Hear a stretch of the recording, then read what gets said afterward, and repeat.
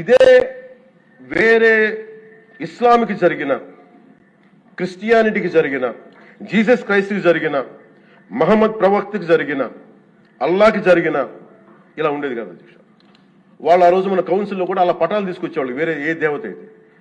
Because ఇది హిందువులు కాబట్టి వీళ్ళ కులాలతో ముక్కలు ముక్కలుగా అయిపోయి ఉంటారు కాబట్టి, హిందువులు తమ మతాలను ఎడాపెడా వీళ్ళు జోకులు వేసుకోగలరు కాబట్టి దీనికి సీరియస్నెస్ లేదు అధ్యక్ష. Before blaming anybody else, every Hindu has to take a responsibility for this. Every Hindu. ఎందుకంటే మన ఇస్లాంని మనం ఎందుకంత కూర్చోబెట్టంత వాళ్ళు గౌరవించే విధానం చూస్తే నిజంగా మరే మనం హిందూ ధర్మాన్ని పాటిస్తాం, మనం గౌరవించుకోలేమో అనిపిస్తుంది మనకి.